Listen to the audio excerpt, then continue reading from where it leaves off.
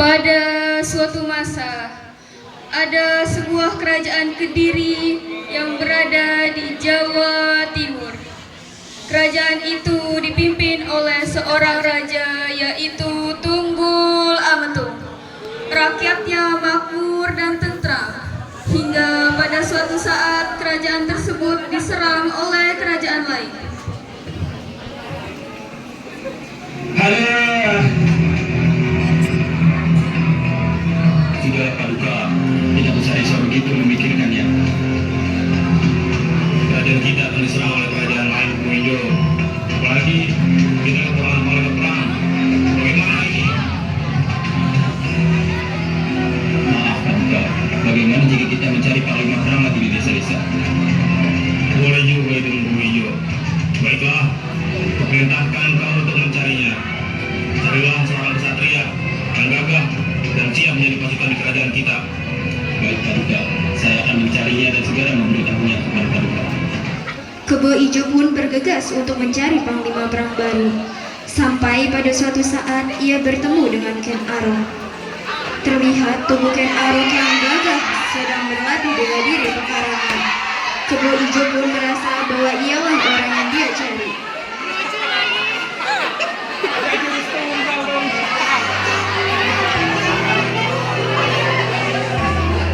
Hai kau, siapa namamu? Saya Ken Arok. Siapa kau dan apa yang kau cari di sini? Aku Buijo, panglima perang kerajaan Kediri. Aku diperintahkan oleh Paduka untuk mencarimu dan aku ingin kau ikut perang membela kerajaan. Baiklah, aku bersedia membantu, tapi biarkan aku bertanya kepada istriku dan anakku terlebih dahulu. Baiklah, setelah kau mendapat izin, besok aku akan menjemputmu untuk ikut ke istana. Segeralah berkemas, kami sangat membutuhkanmu sebagai pasukan kami. Baiklah, rumahku berada di seberang desa. Kau bisa bertanya pada warga sekitar, mereka mengenalku. Sesampainya Ken Arok di rumah,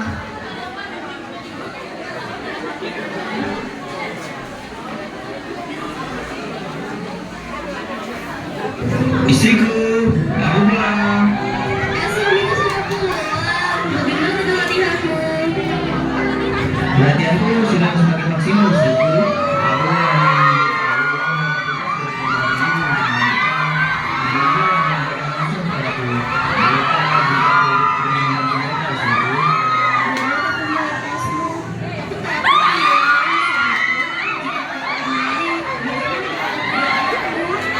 Aku iya, iya, ada begini kok kali kembali. Tenang ya, aku yang membantu mereka berperang dan pergi ke alam baka selamanya. Ayo pasti kembali saja ya. Bagaimana jika aku dari ibu menemani aja? Aku juga ingin lihat. Ada-ada aja kamu saja ya. Saya kan ingin pergi berperang bukan ke taman wisata. Mungkin dia ada benarnya suamiku. Tidak bisakah kami ikut menemanimu berperang? Kami sangat mengkhawatirkanmu. Ken Arok hanya terdiam. Ia tidak bisa meninggalkan keluarganya dan tidak ingin ingkar janji kepada kerajaan Kediri.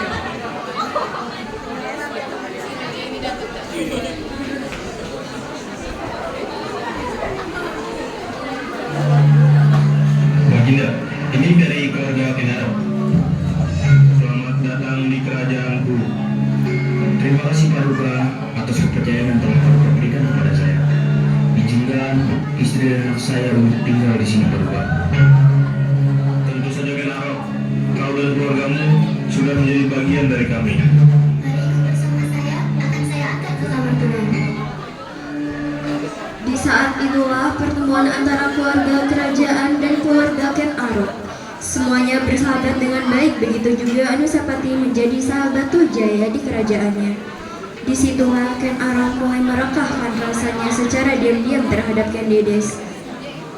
Perasaan Ken Dedes yang menawan tak dapat dibendungkan hasrat Ken Arok untuk tak mencintai Ken Dedes. Keesokannya, harinya perang itu terjadi.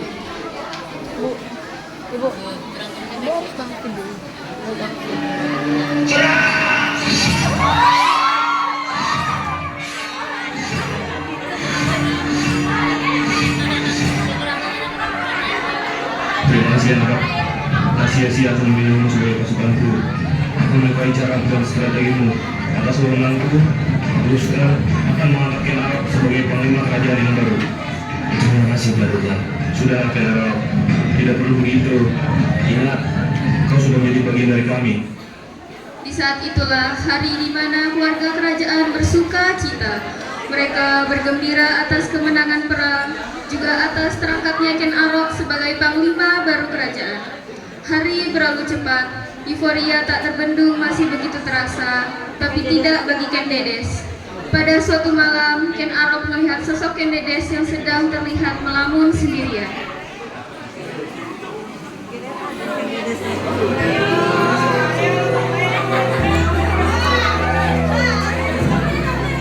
Tuan Putri, malam-malam ngelamun sendirian aja. Ken Arok, kamu mengagetkanku saja. Malam ini kamunya tidak bisa tidur, Ken Arok? Pasti lagi mikirin saya ya.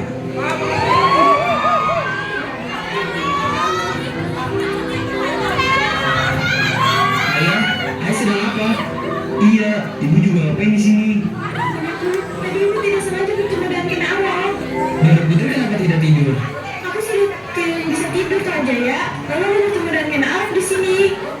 Iya anak-anak, kami tidak sengaja bertemu dan tidak berbuat apa-apa di sini. Tojaya dan Anusapati pun mulai curiga dengan kedua orang tuanya. Ia langsung bergegas menghampiri ke Umang dan Tunggul Amatu.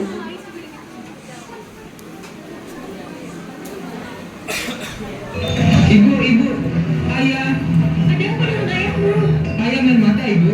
Ayah main mata dengan Dedes. Iya ibu, tadi aku dan Anusapati melihat ayah berduaan dengan Ken Dedes. Sedangkan di sisi lain Anusapati memberitahu ayahnya.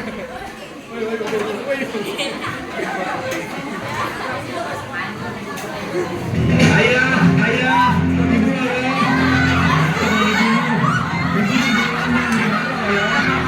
Mungkin ibu punya yang pribadi. Tidak ayah, sungguh aku melihat mereka berdua sedang ngobrol. Tunggul Amatung yang merasa janggal dan curiga pada keesokan harinya, ia pun langsung bertanya kepada Ken Arok.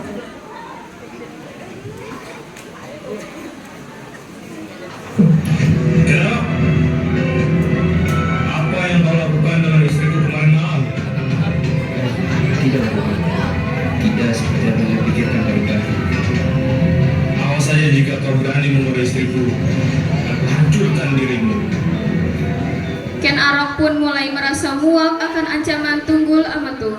Lalu suatu hari Ken Arok pergi ke rumah Bu Gandring. Ia pun berencana membunuh Tunggul Amatu.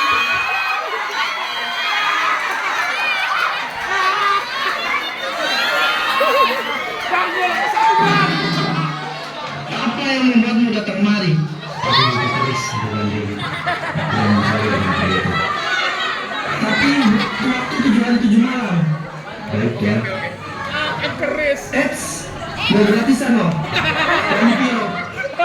Sembako dan hotel kami bilang perawannya. Oke, laksanakan. Setelah 7 hari berlalu, Ken Arok sudah tidak sabar lagi untuk mengambil keris untuk membunuh Tunggul Amatu.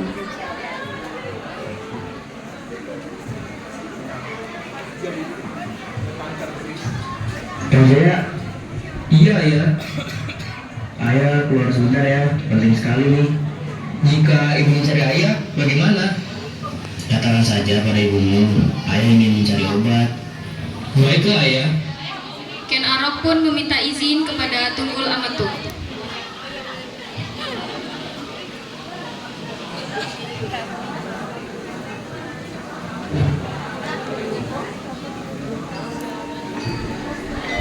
Baruga, izinkan saya pergi sebentar untuk mencari obat. Perut saya sakit. Baiklah, tapi gerak kembali. Ken Arok pun segera pergi sebelum hari semakin gelap. Lalu setibanya di rumah Bu Gandring.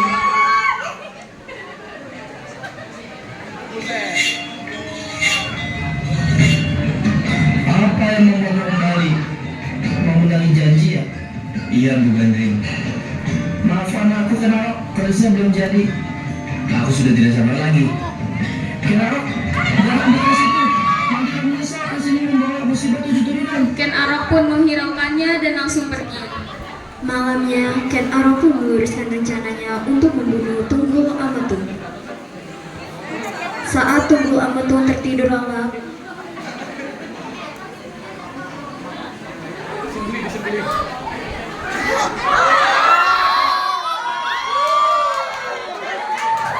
lalu keesokan harinya, Ken Dedes berteriak melihat suaminya berlumuran darah. Suamiku.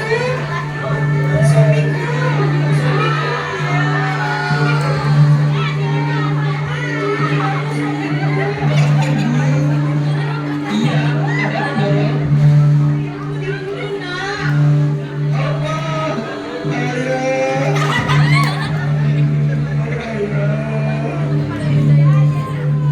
Ibu, Jaya Tunggul Ametung dibunuh, Ibu. Jaya, pasti kamu bercanda, ya kan? Enggak, Ibu. Aku tidak berbohong.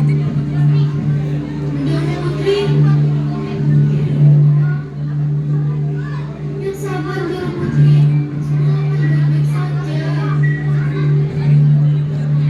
Jangan seorang yang kecil ngomong samaku. Dasar biadab. Sedangkan di sisi lain, Ken Arok yang licik dan tidak merasa bersalah menyuap seorang pelayan untuk menjadi saksi.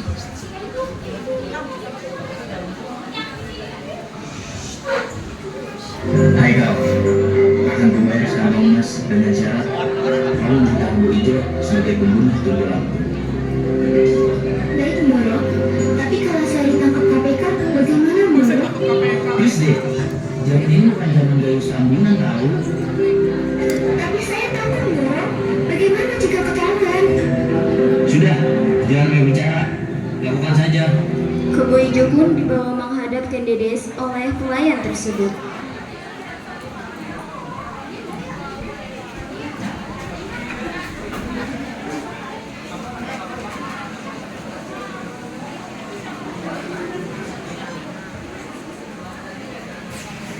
Jadi, kau yang membunuh suamiku, betulkah itu? Enggak, dia yang melakukannya. Saya melihat sendiri. Lihatlah, bajunya pun berdarah dan ia memegang keris.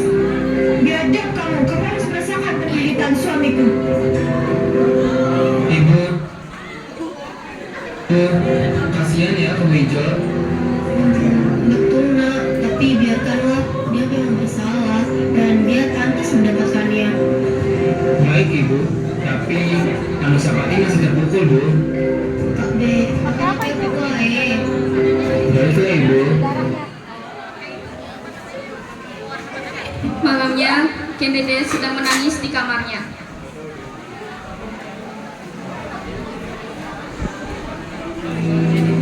Suamiku, kenapa kamu meninggalkanku seperti ini? Ken Dedes, yang sabar ya.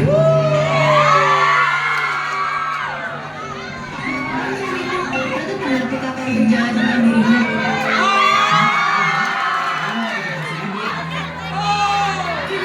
Kita seperti yang kau pikirkan. Sudahlah, suamiku sudah jambuk, janjimu busuk. Ibu, aku tidak menyangka Ibu berbuat seperti ini. Ibu saya belum kering Ibu. Semoga kau menikah.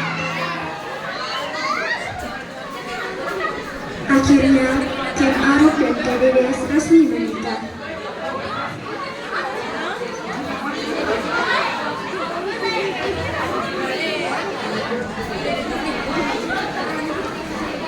Pernikahan mereka menjadi penanda berakhirnya kekuasaan Tunggul Ametung di Tumapel dan mulainya babak baru dalam perjalanan sejarah Jawa.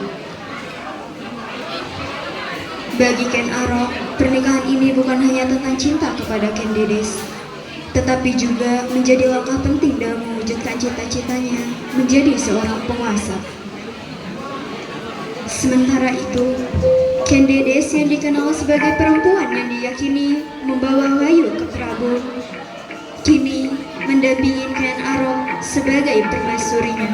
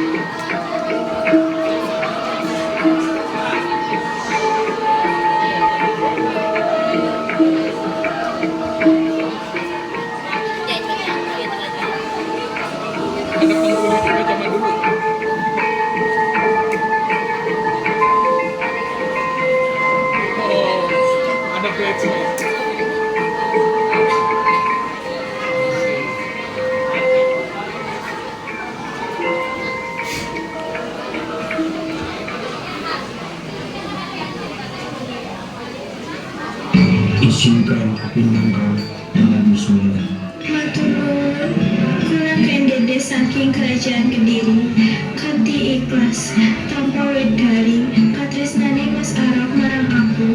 Moga-moga kabeh rencana bisa ditindak tanpa halangan. Saya nikahkan Ken Dedes dengan Ken Arok dengan mahar sepasang kambing, 1 kilo beras dan 1 kilo minyak. Saya terima nikahan Ken Dedes dengan mahar tersebut.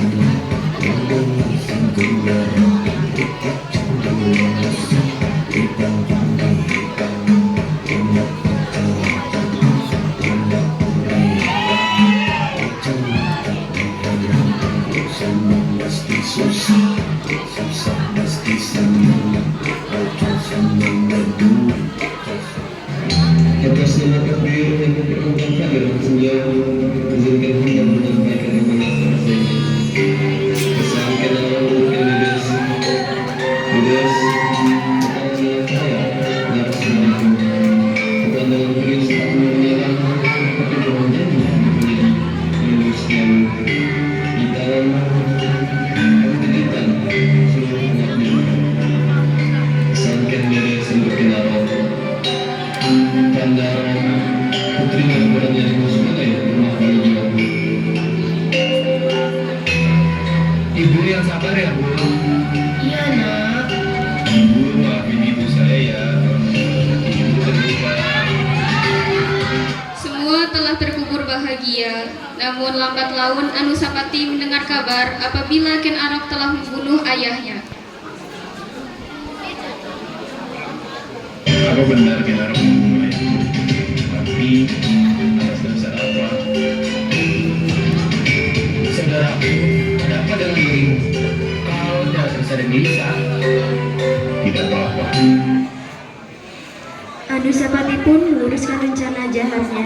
Anusapati pun ingin membunuh Ken Arok dengan keris yang digunakan Ken Arok untuk membunuh Tunggul Ametung.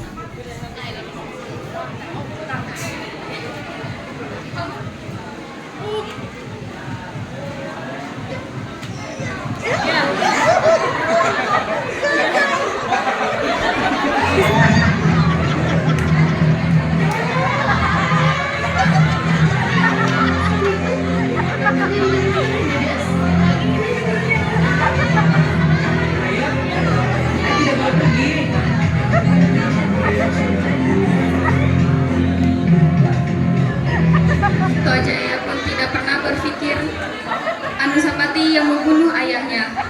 Sampai pada suatu saat ada seorang pelayan yang memberitahu Tojaya tentang kematian ayahnya. Tuhan, saya ingin menyampaikan sesuatu. Apa itu? Sesuatu? Anusapati yang membunuh ayahku. Oh, tidak bisa. Ibu sih mesti. Sama sekali tidak. Anusapati.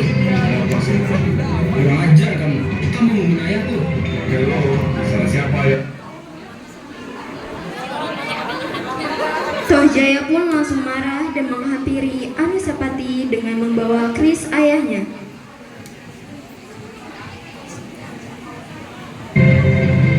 Anusapati. Apa sih? Kurang ajar kamu. Kamu membunuh ayahku. Hello, salah siapa yang membunuh ayahku? Nah, Tuhan, Ken Aroklah yang membunuh Tunggul Ametung. Orang iso, kamu harus mati.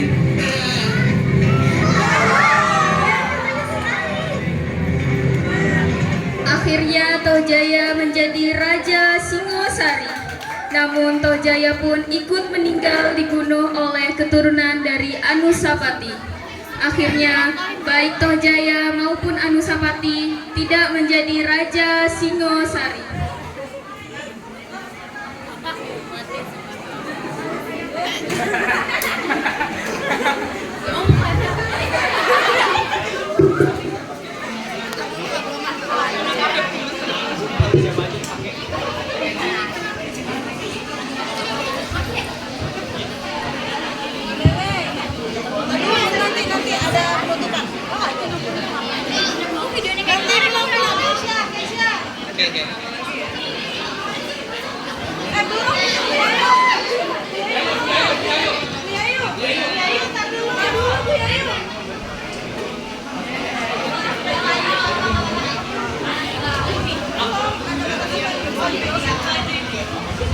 Demikian penampilan dari 11 ber 1 dengan judul drama